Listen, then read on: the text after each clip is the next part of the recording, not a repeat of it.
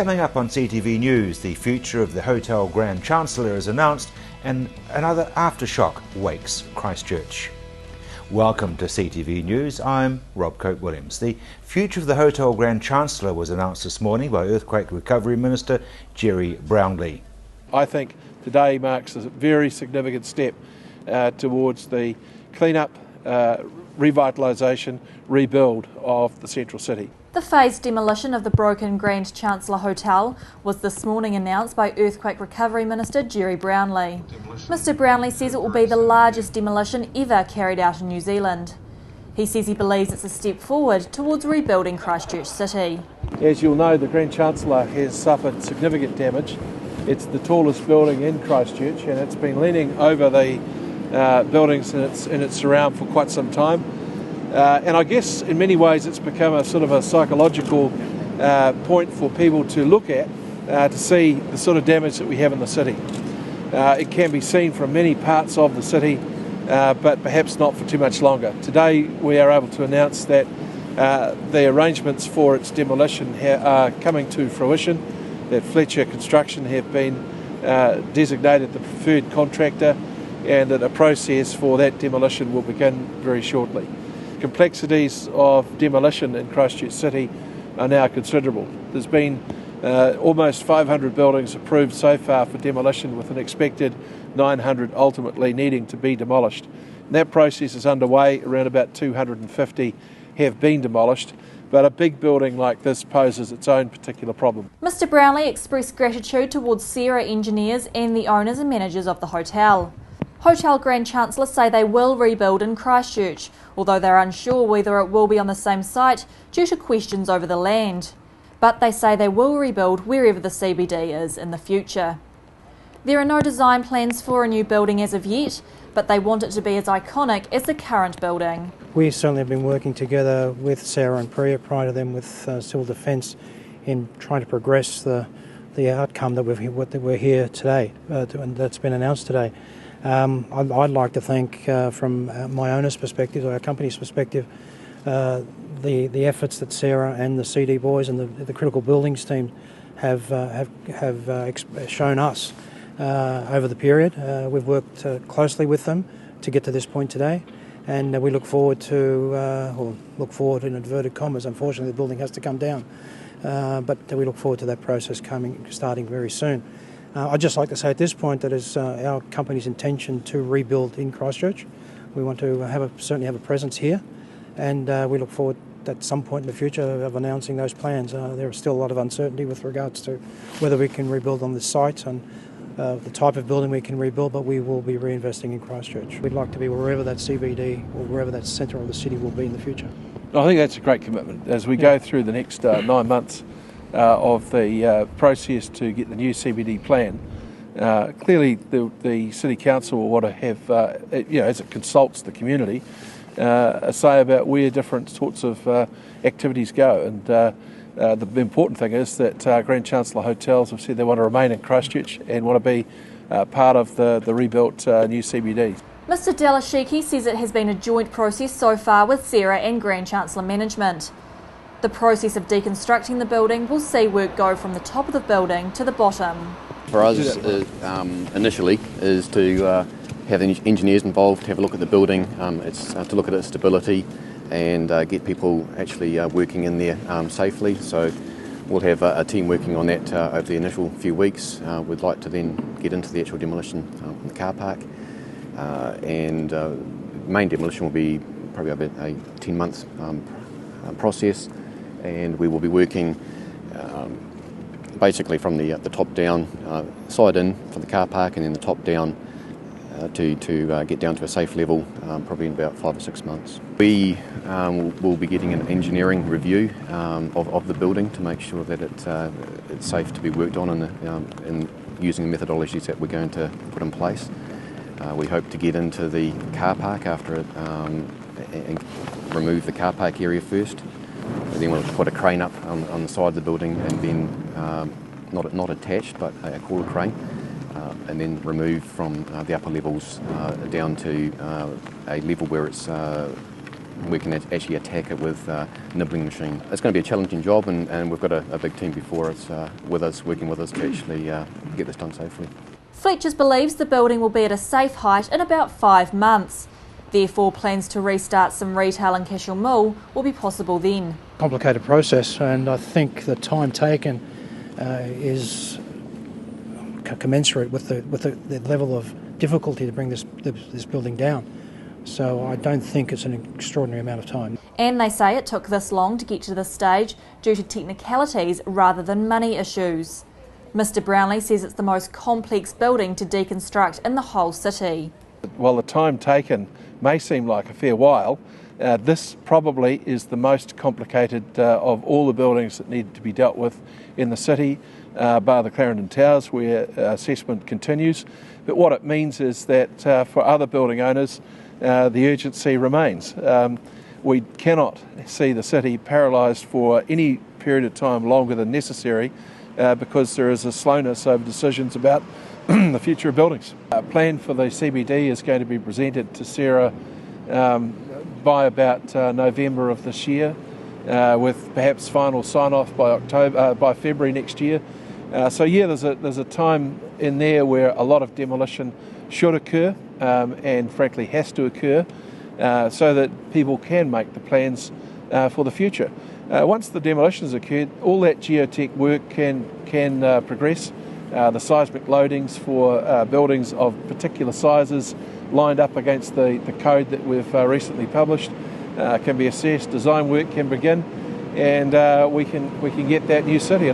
Mr Brownlee says Fletchers was chosen as they're the most competent, but would not say if it was because they're the cheapest. There are questions as to why Fletchers is getting so many contracts.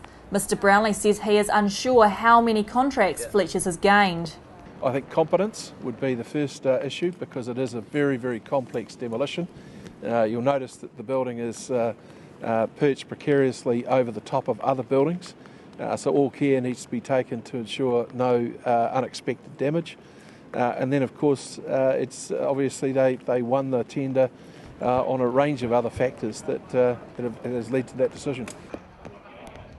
Another aftershock woke Canterburyans this morning, this time causing power outages in some suburbs.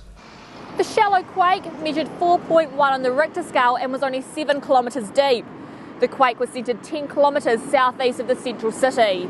The quake resulted in power being cut to much of the Eastern Hill suburbs, including Redcliffs and Mount Pleasant. The quake was another harsh wake-up call for those already suffering in these suburbs.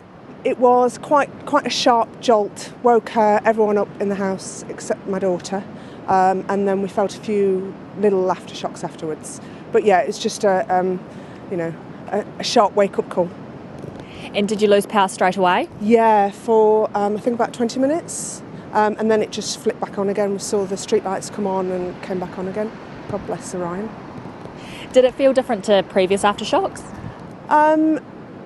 In some ways, yeah. The harsh ones in the middle of the night always sort of get your heart going. But you know, we've had bigger than that. So it was odd, because yesterday I was just thinking it's gone quite quiet, and then one always comes up and reminds you that, you know, we haven't finished with them yet. So it's just life. We're used to them by now. A large Heathcote substation was also shut down due to the shock. Electricity was restored by 6:30. The quake followed an earlier aftershock at 5:32 a.m, which measured 3.3 on the Richter scale. Coming up after the break, All Black captain Richie McCaw announces future in New Zealand.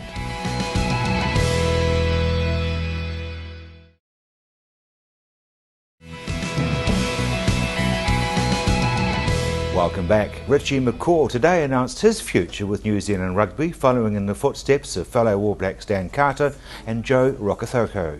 We've come today to the oldest football club in New Zealand, the second oldest in the world. But more importantly, it's the club of choice for All Black number 7 and captain Richie McCaw. He's going to make an announcement today about his future. We're all hopeful, of course, that he'll follow the lead set by the number 10 Dan Carter. Let's see what we find out when we head in now to listen to the All Black captain of 2011. Here just to confirm what's sort of, I guess, already been known for a while, that I was always going to re-sign with New Zealand Rugby Union. So that's really just to it's nice of you to come along, and I guess to be able to confirm that I have re-signed for 4 years. I got asked last week actually after Dan's one, a 4-year deal. It's a big commitment, I think, from both parties. But the reason there's a bit of complexity there is to make sure that if things don't go to plan for whatever reason, there's an opportunity for both parties to come and sit around the table again and see where to from here. But if all goes well, then 4 years is good. I love playing rugby in this country, both for the Crusaders and New Zealand, and want to do it for a bit longer yet. So it's great to be able to have that opportunity to be around for a bit longer. Everyone's got their own circumstances. They're going to make their own decisions, but it'd be nice to have everyone that's available playing in New Zealand. That's not going to be reality, but if the fact that a few guys like Kevin and Dan and a few of us are still keen to stay around, hopefully that might maybe encourage some fellas that want to be All Blacks to be around too. I suppose that's a good thing, but you sort of got to be a wee bit selfish about the reasons you stay, but if that's a spin-off, that's cool. I was just happy last week that DC had also made the same decision. It's great having a fella like that, knowing he's going to be around for a while too, so it's just all part of it, I suppose. You had an extra week, Richie. Did you get a hold of Dan's contract? No, he didn't show me, to be honest, but I was pretty close to getting things sorted by that point. There was just a couple of other details that I had to make sure were right, but I think having obviously the same management team, you understand that without looking at each other, that what's fair, and that's all I've ever asked. They're not the same, I'm sure, and but if you can sit back and say I'm happy with what's been put in front of me and happy to commit, and obviously the rugby union's happy, then that's all you got to be worried about, I think. What I have enjoyed is the fact that the New Zealand Rugby Union have been pretty fair. I've always said that when it comes to negotiating contracts, as long as you feel like you're treated fair, it doesn't matter what anyone else is, what's happening with them, and that's where we've got to, something that I think is pretty fair and very happy with. When I was injured, I suppose I had a bit of a think about it, and I think when I was injured, the hunger to really want to be out in the field and what I missed sort of hit home to me, that playing here for a bit longer was certainly the thing I wanted to do.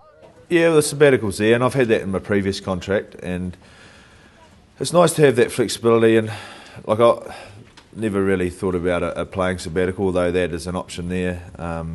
Just the fact to have a break at some point, if need be. I just wanted to make sure that you get to a point where you still want to carry on playing, but you're burnt out or played a bit much. It's an opportunity to actually take a break or something like that.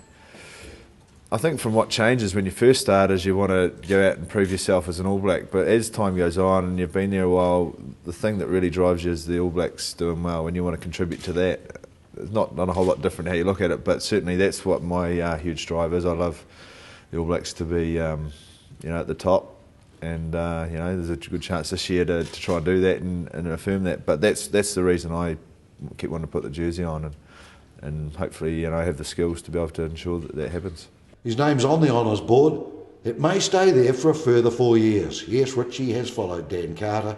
He signed on for the next 4 years. What a relief for the New Zealand Rugby Union. Will it be the catalyst too? The third one they want, I'm sure, in the trifecta is SBW. And I'll tell you what, if Richie McCaw and Dan Carter can't put pressure on SBW, I don't think anyone will. Who knows, JB and I might be at another announcement in about a week's time. Canterbury dairy farmers are celebrating the promise of a bigger than expected payout this season. Fonterra has declared that the payout will be either $8 or $8.10 per kg of milk solids. It's expected to enable many of the region's dairy farmers to reduce debt levels and allow capital expenditure which would have been shelved if the payouts were less than that. It suggested that the normal costs for a dairy farmer are such that they need to be paid at least $4.90 per kg to break even. Kaneta Knight spoke to Raf Manji on City Life about the TEDx event and what former San Francisco Mayor Art Agnes has told we Cantabrians. He wrapped up the event and he gave us some really important points, one of which was the soft takedown, which was allowing people 15 minutes to get into their properties and rescue anything of real importance to them. They had to sign waivers, but a lot of people took advantage of that, and that's something perhaps we could think about here. Yeah. And then he wrapped up really with an inspiring moment where he said, Christchurch, this is your moment, seize it. And people were like, whew. And then he raised his hand and he got everyone in the audience to stand up and take the ephebic oath, which is the ancient oath of civic Athens, which has been updated, to basically leave their city in a more beautiful and better state than they found it. And everyone stood up. You know, Jerry Brownlee, Leanne Dalzell, all the local CEOs, they were just stood there like that. And I think, you know, people made that pledge, and that's quite important. And I think, you know, we will do something with that. Wow, that's huge for our city. Now, the big thing about TED is that you can rewatch the videos online. Can we do this for Christchurch? Yes, just keep an eye on the website, TEDxEQCHCH, or go to our Facebook page. Coming up after the break, your local weather.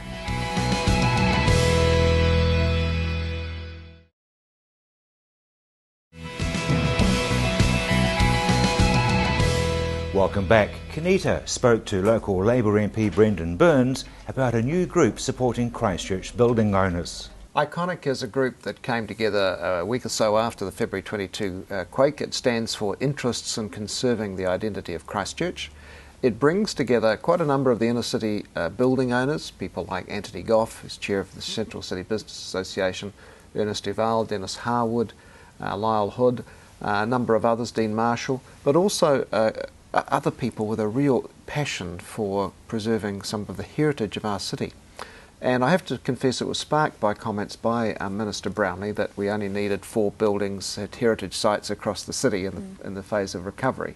Now he's moved on from that, and that's welcome, and a list that we have put together identifying around 30 buildings that we say are the creme de la creme, and if possible these are the ones that should be at the top of the list of buildings that we preserve, protect, strengthen and rebuild. These are the ones that we think should be really right at the top. What's the importance of a group like this for Christchurch? Oh, I think it's important to be able to have the conversation, and we've had 3 meetings over the last few weeks in the civil defence phase with the controller or his deputy. I think we had a role in bringing about a moratorium. There were some buildings that were being knocked down in the first few weeks without building owners knowing about that, and obviously that wasn't always positive. So we've had some influence in respect of that, and it's just a chance to engage. And you know, we'd like to meet Minister Brownlee and talk to him. We'd like to meet the new CERA Chief Executive, Roger Sutton, and just show them that there is a good consensus view here. It's not just people with that passion for heritage. It's actually people who own buildings, who want to preserve and protect them, who believe that some are viable. And also it's important, Canada, because if we go through the city and a lot of buildings are knocked down that might be saved, that's actually denying businesses the opportunity to get back in some cases earlier, because it's probably going to take less time to repair and strengthen some of the buildings that are viable. And also the costs of doing that are likely to be lower in some instances than knocking them to the ground and rebuilding. And of course Christchurch is so known around the planet for the heritage. We know a lot have gone, we know a lot more have to go. There's no case to preserve or protect or stand up for buildings that simply aren't viable, are dangerous. They are going to go. But there are buildings that actually have come through the quake relatively well, and with some protection and some work and some strengthening, they can be pushed back into service, and probably a bit faster than building a new building. The press turned 150 years old today, and to celebrate they sent out a copy of their first ever edition, Volume 1, Number 1. Lovely terminology. Front page is a story which starts off with, it's about education and finance, and part of it says the pith of the matter lies in the first clause, which enacts that out of the public revenues of the province there shall be paid every year during the 5 years ending the 31st day of March 1862 the sum of £2,500 sterling to the several persons and those several portions undermentioned respectively. That is to say, the Bishop of Christchurch and the acting head of the Church of England within the province, £1,700. To the principal minister or the other acting head of the Wesleyan body, which is the Methodist Church obviously, of the province, 250, and another 250 basically for the Presbyterians. The tale of the press says of this remarkable clause disagrees strangely with the body. If our readers will take the trouble to add up these 3 sums, they will find that the amount is only £2,200, notwithstanding that this is distinctly declared in the body of the clause that the sum of 2,500 shall be paid to this, and so it goes on. Absolutely amazing terminology. Other little bits here, the markets. There was a piece on the markets on this day in 150 years ago. Owing to the bad weather dulling the week, there was nothing to report market-wise. The Prince Albert steamer left the jetty this morning at 9:30 with a good number of passengers, most of which were bound for the Lindis diggings, and so it goes on. Commercials on the back, hedge plants, 50,000 thorn quicks and 100,000 gorse bushes. Oh, I do wish they hadn't sold those gorse bushes. That's the press's holiday, birthday, celebration. Happy birthday, the Christchurch Press, and I'm Rob Cope Williamson. That is our CTV News.